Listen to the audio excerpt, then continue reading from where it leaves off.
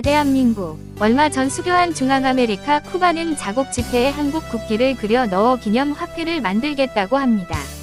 코로나 백신과 의료 제품을 지원해 주어 위기를 극복하도록 도와준 은혜를 갚기 위해 한국 방산무기를 대량 구매하겠다고 합니다. 칠레의 보리치 대통령은 한국 K-팝 팬들의 지지를 받아 권좌에 오르게 되었다고 합니다. 보리치 자신도 K-팝 팬이라는군요. 그는 한국이 자기를 대통령으로 만들었다고 자랑스럽게 말하고 있다고 합니다. 그러니 어찌 한국을 좋아하지 않을 수 있겠습니까? 유럽에서도 한국의 인지도는 대단합니다. 러시아 우크라이나 전쟁이 지속되면서 나토 회원국들이 우크라이나에 엄청난 무기를 지원하면서 자신들의 한계를 느꼈는지 계속 한국과 협력을 요청하면서 한국도 나토 무기 지원을 도와달라고 요청하고 있습니다. 러시아와 인접해 있는 동유럽 북부의 폴란드는 아예 한국 방산무기를 모조리 다 사겠다고 수십조 원을 투자하고 있습니다. 한국 무기만이 자기 나라를 지킬 수 있다고 믿고 있기 때문입니다. 세계 어느 나라도 폴란드가 원하는 무기를 차질 없이 공급할 수 있는 나라가 없다고 판단한 탓입니다.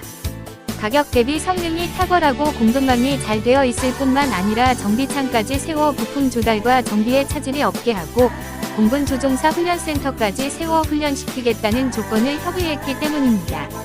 폴란드를 보고 유럽 전체가 놀라고 있습니다. 튀르키예 공화국, 옛 터키, 위 땅은 대부분이 아시아에 속하지만 EU가 튀르키예에게 유럽연합 가입 자격을 부여했습니다.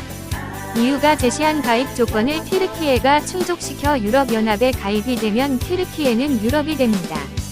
튀르키예는 6.25 전쟁 당시 한개 보병 여단을 파병하여 미국, 영국, 다음으로 많은 군대를 보낸 고마운 나라입니다. 그들의 희생은 엄청났습니다. 전사자 721명, 부상자 2147명, 실종자 175명, 포로 346명이 손실을 입고도 전쟁의 잿더미를 딛고 일어나 세계 10위권 강대국이 된 한국의 눈부신 발전에 경탄하며 대한민국을 가리켜 형제국이라며 한국의 성공을 진심으로 기뻐하는 나라입니다. 그런데 최근에 한국 건설사와 튀르키예 건설사가 합작하여 세계 최장 현수교를 만든 것이 큰 화제가 되었습니다. 현수교 총 길이는 3563m, 주탑과 주탑 사이는 2023m로 다들 불가능할 것이라던 어려운 공법을 한국이 착안하여 무사히 완성함으로써 세계를 놀라게 했습니다. 이 현수교가 아시아와 유럽을 잇는 유일한 다리가 되었으니 한국의 위상이 높아질 수밖에 없습니다. 이 일로 튀르키예는 거대 도시 건설 인프라도 한국에 맡기겠다고 서두르고 있습니다. 인도반도의 동남쪽에 위치한 남아시아 섬나라 스리랑카는 반정 부분이 대통령궁을 점령한 뒤 인구 2192만, 면적 65,610m 이 스리랑카를 한국에 편입하겠다며 모든 통치를 한국에 맡기겠다고 하였습니다. 1대1로 사업에 13조 원의 돈을 빌려준 중국은 난감한 처지에 빠졌습니다. 아시아인들도 세계를 움직일 수 있는 나라는 대한민국밖에 없다며 세계 패권의 중심축을 형성하고 강대국들이 집결해 있는 극동아시아 중에서도 세계를 선도할 나라는 일본이나 중국이 아닌 한국이 되어야 한다는 데 의견을 같이 하고 있습니다. 대한민국은 침략만 받았지 한 번도 남의 나라를 침략한 적이 없는 나라로 근본이 선량한 국민이라는 인식이 있는 데다 어떻게 해서든 남의 나라를 도와주려고 애쓰는 모습을 다 목격했기 때문입니다. 한국은 이제 세계 강대국 틈바니군이에 끼어 살아보겠다고 발버둥치는 작은 나라가 아닙니다. 더 이상 고래 싸움에 등 터지는 새우가 아니라고 세계적 석학들이 나서서 강변합니다. 영국 킹스탈리지 런던 KCL 국제관계학 교수 라몬 파체코 파르도 박사의 책 새우에서 고래로 2층 전쟁에서 K-팝까지 에서 이런 말을 했습니다. 지난 1000년 동안 열강들 사이에서 숨죽이고 살던 대한민국이 이제는 고래 싸움에서 등 터지고 사는 새우가 아니라 반도체, 자동차, 선박, 배터리, 휴대폰 등을 발판으로 세계 10대 경제대국이 되었고 지난 10년 동안 방탄소년단을 앞세운 K-팝 음악과 기생충을 필두로 한 오징어 게임, 드라마 등의 문화 콘텐츠로 세계를 지배하였습니다.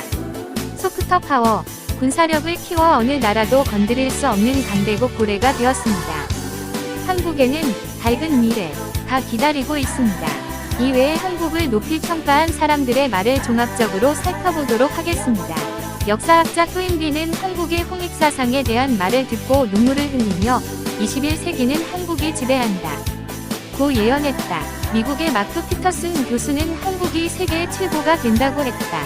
세상에 나도는 말 중에는 한국이 G2라는 이야기도 있다.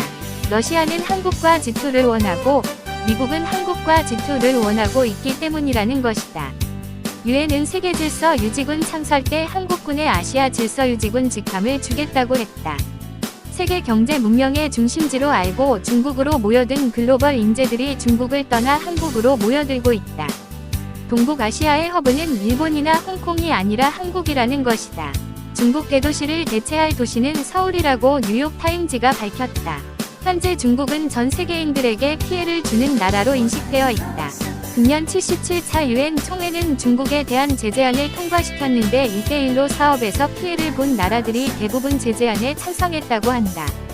중국은 각종 제재를 받으며 앞으로 국제금융은행들에 접근할 수 없어 상임이사국 지위가 위태롭게 되었다.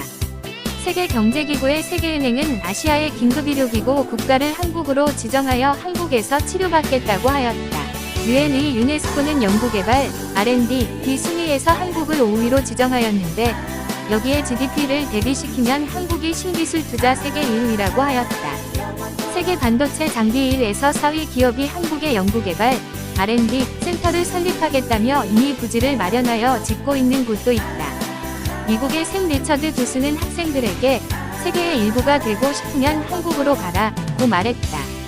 세계 여러 나라 공항에는 입출국 심사 과정에서 여권 검사 없이 한국인만이 프리패스할 수 있는 곳이 여러 곳 있다고 한다. 푸른색 한국 여권이 부러움의 대상이 되어 국적을 바꾸는 사람들도 있다. 한국어를 제2국어로 삼는 나라가 늘고 있으며 조만간에 유엔에서 한국어가 공용어가 된다고 한다.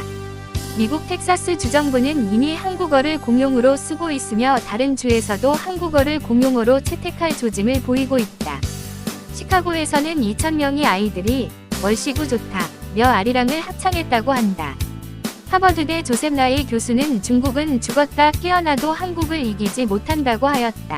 소프트 파워 면에서 중국은 절대로 한국을 따라올 수 없다는 것이다. 기쁘고 행복한 불금입니다. 한국 위상을 높이는 글 옮김.